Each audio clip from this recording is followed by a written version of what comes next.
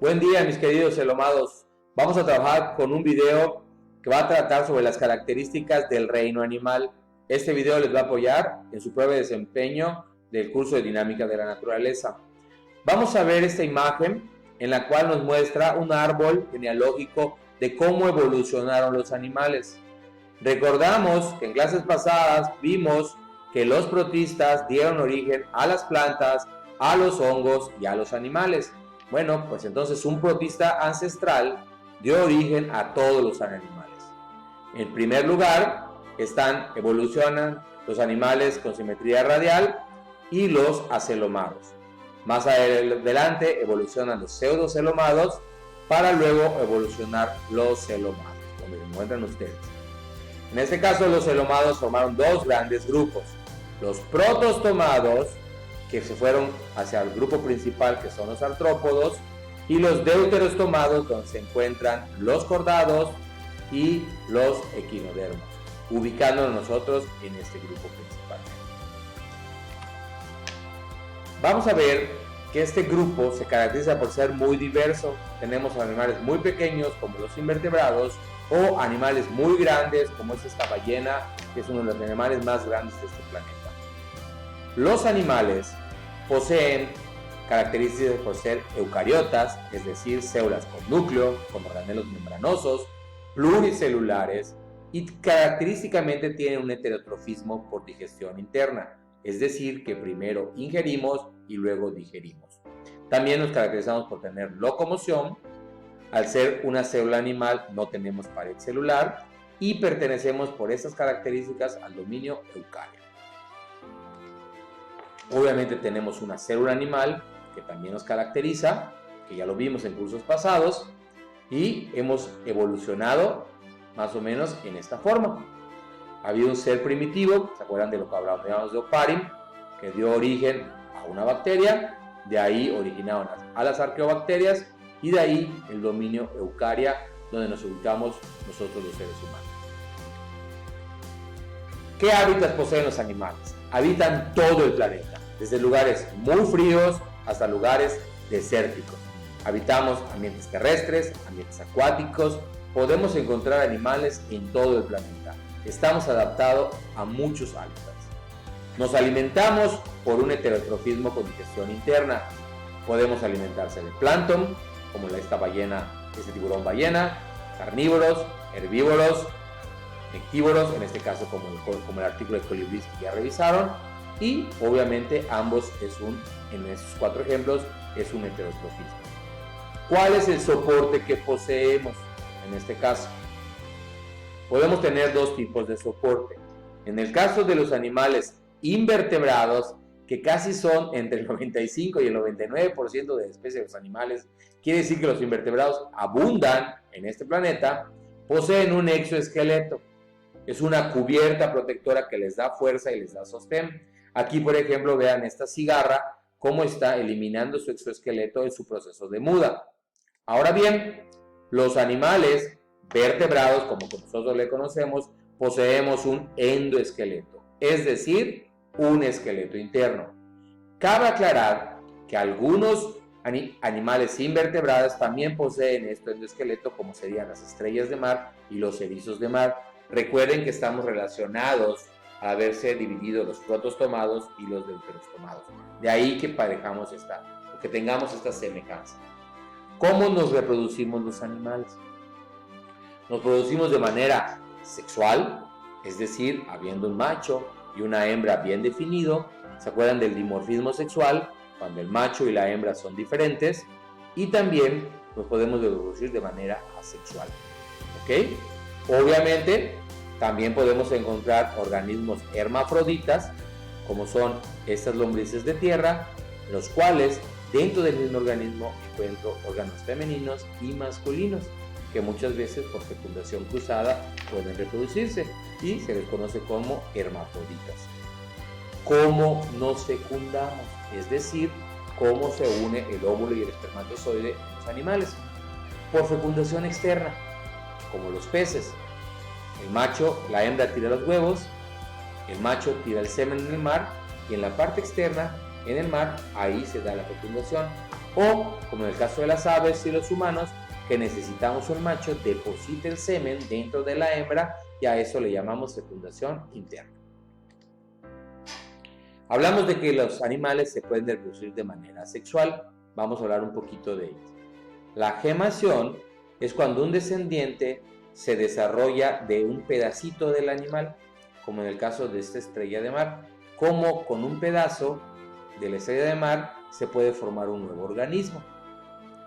Las planarias, este video está muy interesante, en YouTube lo pueden encontrar. Si yo una planaria la parto en 4, voy a poder generar 4 nuevas planarias. Esto sería un ejemplo de fragmentación. La regeneración también se da en las estrellas de mar porque este brazo es muy probable que se regenere. Pasa con los iguanos, que cuando uno los va a atacar pierden su cola a manera de protección, pero esta cola se regenera. Y la partenogénesis, que es de repente cuando en ausencia de machos, algunas hembras pueden producir óvulos que se desarrollan sin ser fecundados. Es decir, en ausencia de machos, las hembras hacen el proceso. Ocurre en abejas y también puede ocurrir en algunas especies. Vamos a ver un poco del desarrollo embrionario en los animales, ¿sí? Ustedes se formaron parte de un espermatozoide y de un óvulo. Los animales, a raíz de esta fecundación, se forma una sola célula llamada cigoto. Esta célula va a segmentarse, va a empezar a dividir 2, 4, 6, 8, hasta formar una mórula. Esta mórula, aquí tenemos el cigoto, en 2, en 4, en 8, hasta formar la mórula. Esta mórula también se le va a pasar a un proceso en el cual todas las células se van a ir al extremo, formando como un globo. Entonces a esto se le llama blástula.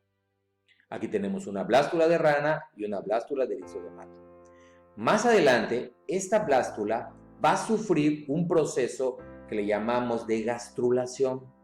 Es decir, la esfera se va a empezar a hacer hueco, se va como que empujar las células externas de un punto. Ahorita vamos a ver una figura que nos guíe. Esta gastrulación va a dar origen a las 3 capas endodérmicas: el endodermo, el ectodermo y el mesodermo.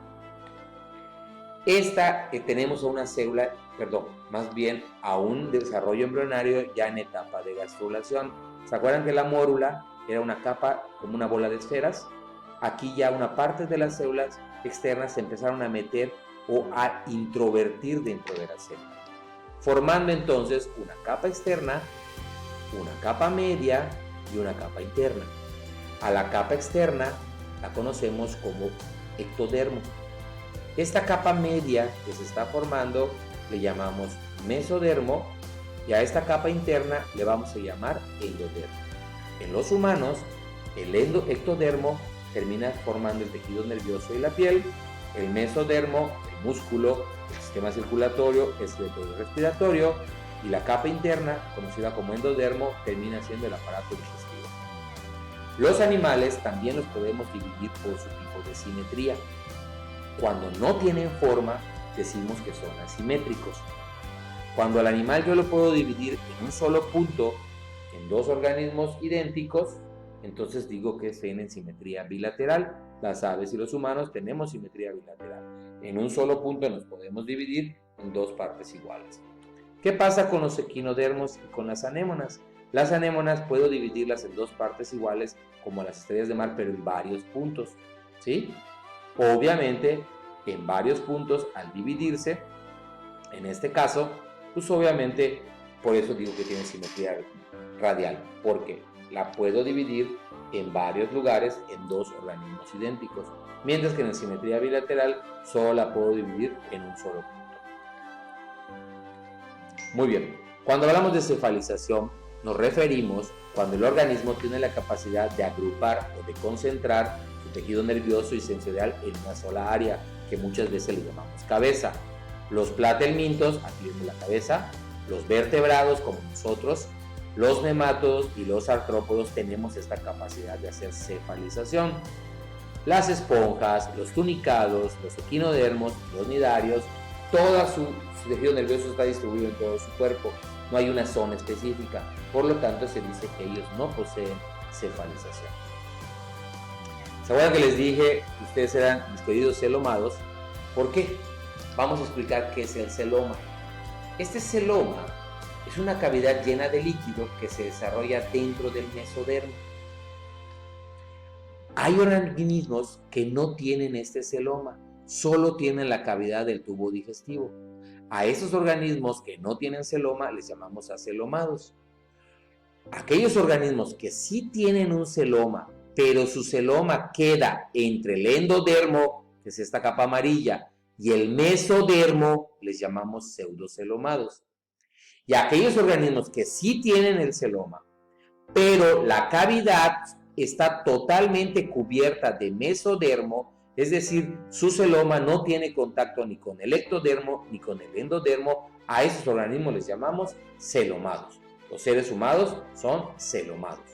Aquí vemos a un gusano segmentado, las lombrices de tierra son celomados, los gusanos redondos como los anélidos son pseudocelomados y las planarias son acelomadas.